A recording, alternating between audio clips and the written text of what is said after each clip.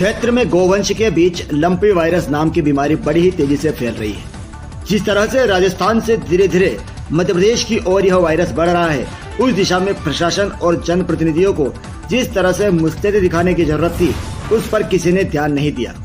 29 अगस्त को नीमच के बगाना क्षेत्र में लंपी वायरस से पीड़ित एक गाय के मिलने के बाद भी प्रशासन नहीं जागा।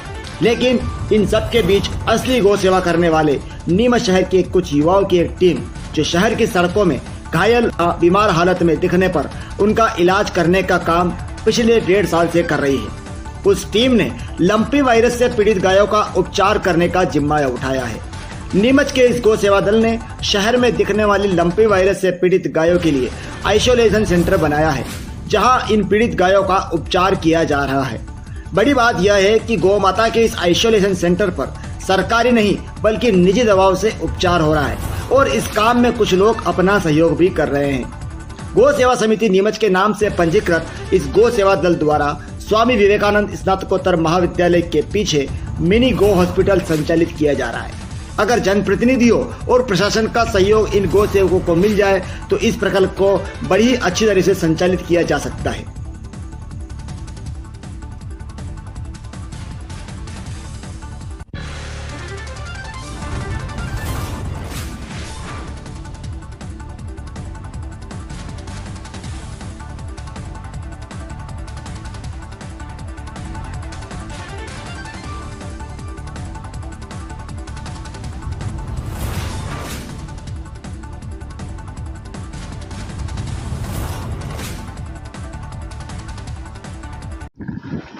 जिस तरह से पूरे विश्व को कोरोना ने त्रस्त कर दिया था और मानव जीवन के लिए वो खतरा बन चुका था, आज कुछ इसी तरह की बीमारी पशुओं में भी आ चुकी है।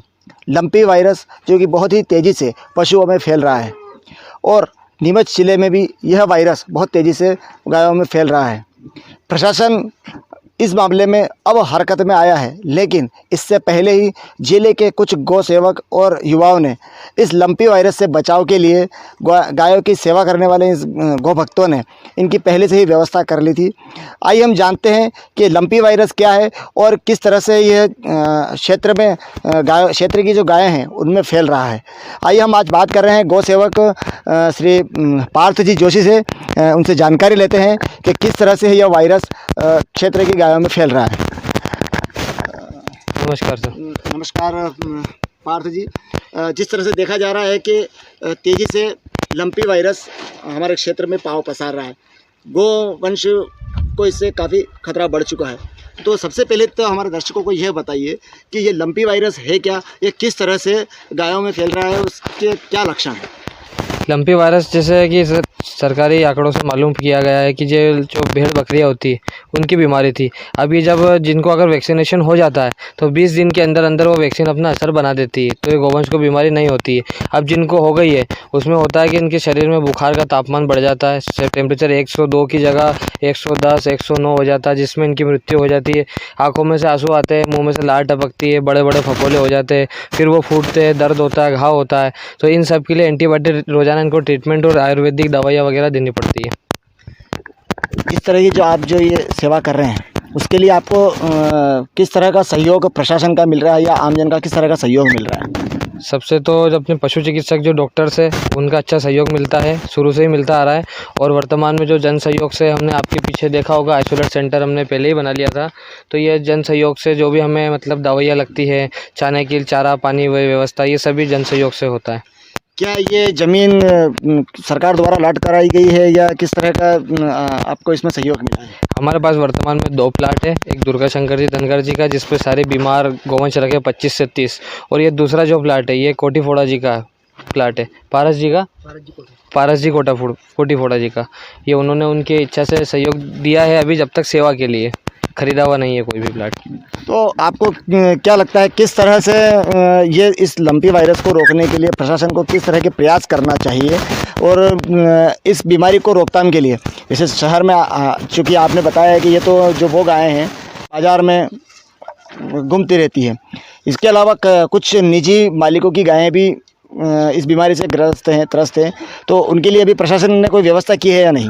प्रशासन की जहाँ तक व्यवस्था ये होनी चाहिए कि एक एक्टिव टीम गठित होना चाहिए, जिससे कि इलाज करने वाले अलग होने चाहिए, फ़ोन उठाने वाले अलग। जैसे अगर फ़ोन लगाया गया तो समय से टीम पहुंच जाए, समय से नगर पालिका पहुंच जाए, गौवंश को सुरक्षित। कोई नगर पालिका बहुत सी जगह है, किसी भी जगह आइसोलेट सेंटर बनाया जहाँ रखा जाए, जहाँ गौसेवक भी आते जाते रहे और डॉक्टर भी आते जाते रहे। जो निजी मालिक है, जिनकी गायें कुछ गायें आपने बताई है कि जो निजी मालिकों की है वो वायरस से पीड़ित है, लंपी वायरस से पीड़ित है, वो भी आपके पास यहाँ पर है। उसके लिए आपने क्या प्रयास किए, क्या उन मालिकों से संपर्क किया आपने? मालिकों से सर अभी तक हमने संपर्क किया, 16 से 17 गौवंश हमें आइसोलेट करवा चुके हैं अभी तक मालिकों को पता लगाकर। अब बहुत से गौवंश फिर भी कोई मालिक नहीं पहचानते तो हमको लाना ही पड़ता, क्योंकि वो तो पीड़ित है। लेकिन मालिकों के ऊपर भी एक्शन होना चाहिए, कार्रवाई होनी चाहिए, ताकि उसके डर से वो लोग सतर्क होए। नीमच नगर पालिका प्रशासन और स्थानीय जनप्रतिनिधियों से आप किस तरह की अपेक्षाएं करते हैं?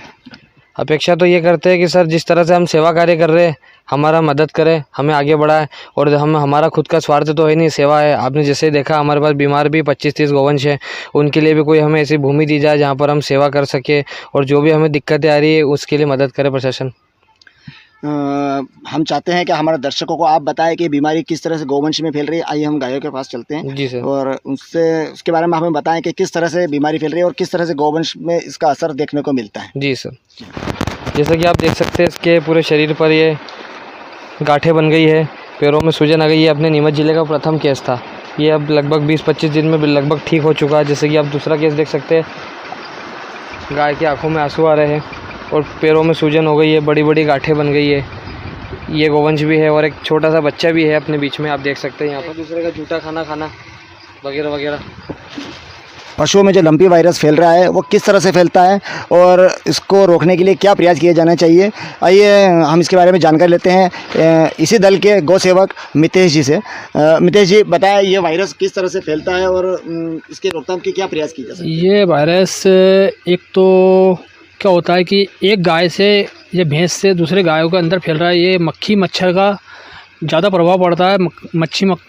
मच्छर वगैरह और मक्खी वगैरह उनसे सुरक्षित रखा जाए। अगर किसी पशुपालक का कोई गोवंश इस बीमारी से पीड़ित हो गया है या लक्षण आ चुके हैं तो उसको अपने दूसरे पशुओं से अलग बांध दे कुछ दिनों के लिए, जब तक वो उसको डॉक्टर के परामर्श लेकर उसका उपचार कराए और उसको मक्खी मच्छर से बचाया जाए। काफ़ी हद तक इससे रिकवरी होगी। नीमच शहर में हमारी जानकारी में यह एक निजी एक प्रकार से आइसोलेशन केंद्र है गोवंश के लिए। आप क्या चाहते हैं, प्रशासन से किस तरह की मांग करना चाहते हैं कि आइसोलेशन किस तरह का और कहाँ पर बनाया जा सकता है? आपका क्या सुझाव है?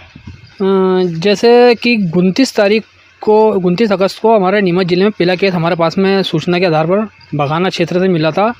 वो नंदी जिसको हमने पशु चिकित्सा में उपचार करवा के उसका हमने नगर पालिका में भी सूचित किया था कि इसको रखने की आइसोलेट जगह दी जाए, वहाँ रखा। बाकी वहाँ से भी कोई मदद नहीं मिली। उसके बाद में हमने तय किया कि हम हमारी उपचारशाला पर एक आइसोलेट सेंटर बनाएंगे। तो यहाँ पर एक खाली भूमि पड़ी थी, तो उनसे अनुमति लेकर एक भैया थे, तो उन्होंने बोला आप बना सकते हो, कोई दिक्कत नहीं। हमने बनाई। 29 तारीख के बाद में अभी 9 गौवंश इस वायरस से चपेट में रोजाना ही केस मिल रहे हैं। अभी तक हमने 16 से 17 गौवंश मालिकों का पता लगाकर, या तो टेक के आधार पर उनके कान पे लगा रहता, उसके आधार पर हमने मालिकों को ढूंढा। दूसरा उसके फ़ोटो वीडियो लेकर हमने मालिकों को ढूंढकर आइसोलेट करा, और बाकी के जो मालिक नहीं मिलते हैं उनको हमने यहाँ पर आइसोलेट कर रखा है।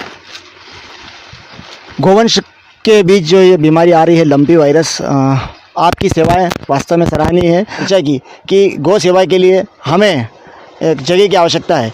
तो आइए अब उनसे जानते हैं, दुर्गा शंकर जी से, कि किस तरह से उन्होंने इन गौ भक्तों का सहयोग किया और अब आज किस तरह से गौ सेवा में ये भी इनके साथ में कंधे से कंधा मिलाकर कार्य कर रहे हैं। दुर्गा शंकर जी, जिस तरह से आपने इस प्रकल्प में आपने अपना सहयोग दिया है, तो किस तरह से ये प्रकल्प में आप सहभागी बने, हमारे दर्शकों को बताएं। सर ऐसा है कि पहले हमें इनसे संपर्क नहीं हो पाया था जब ये रोड पे कई गायों की सेवा करते थे, और इसकी मेरे को बिल्कुल जानकारी नहीं थी। तो कुछ समय से इनसे संपर्क हुआ कि ऐसे भी है जो पाल भैया और मितेश भैया जो रोड पे गायों की सेवा करते हैं, जो उन्हीं को उसी स्थान पे छोड़ते हैं, क्योंकि जगह कहीं व्यवस्था नहीं थी जगह की, तो उसको इलाज करके वहीं छोड़ देते थे। तो उसके में क्या है कि कुत्तों का भी डर रहता था, और इसके अलावा जगह व्यवस्थित होने के लिए उसके बाउंड्री वगैरह बनाने के और गौवंश को कहाँ ले जाके कहाँ करना इलाज, इसके लिए जो आवश्यकता थी। तो मेरे से बात हुई, इनसे मिला हूँ, तो बात ये हुई कि हमारे को जगह की व्यवस्था, तो मेरा एक प्लाट खाली पड़ा था, तो मैंने इनसे संपर्क करके और इस प्लाट की इनको राय दी कि इसमें प्लाट में आप सेवा कर सकते हो, जब तक भी जितने भी दिन लगेंगे कोई दिक्कत नहीं है, और यहाँ सेवा कर सकते हो, पानी आने की व्यवस्था हमारे से हो जाएगी।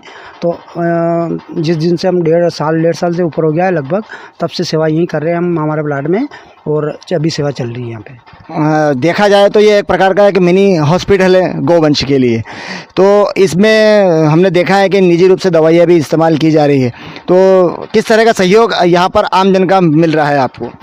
ये सब आम जन का सहयोग से है अधिकतर काम, और हमारा तो कुल मिला के सेवा देना काम है हमारा, और बाकी जो चारा वगैरह जो आम सहयोग जनता ही कर रही है, जनता की वजह से हो रहा है। यहाँ जो टीन शेड बना हुआ है, क्या ये आपके द्वारा निजी बनाया गया है या इसके लिए भी जन सहयोग प्राप्त हुआ है? सर, इसके लिए भी जन सहयोग से ही बना है, टीन शेड वगैरह, और चारा भी आता है जन सहयोग से आता है, इनके लिए खल वगैरह जो भी आती है जन सहयोग। फिलहाल यहाँ पर जो भी गौवंश है उसमें किस तरह के बीमार जो गौवंश है उनमें किस तरह के बीमार पशु यहाँ पर है अभी? सर, इसमें एक्सीडेंटल अधिकतर आते हैं यहाँ पे, और कुछ बच्चे हैं जो कुत्तों के काटे हुए होते हैं, जो उनको बचा के यहाँ लाया जाता है और उनका इलाज किया जाता है और उनको स्वस्थ किया जाता है। और ऐसे बहुत सारे गाय हैं जो हमने स्वस्थ करके उनको कहीं गौशाला में छोड़ा है। तो मेरे को बहुत अच्छा लगता है कि कम से कम ये गाय हमने स्वस्थ करके नहीं छोड़ी है इसको। तो कितनी गाय अभी इस मिनी हॉस्पिटल गौवंश हॉस्पिटल में यहाँ पर अभी मौजूद हैं? सर, बच्चे और बड़े कर होके नहीं, यहाँ पे कम से कम 30 से 35 गाय के लगभग है, जिसमें बच्चे भी शामिल है, एक्सीडेंटल भी शामिल है, सभी 30-35 गाय। आपका नाम? दुर्गा शंकर गायरी।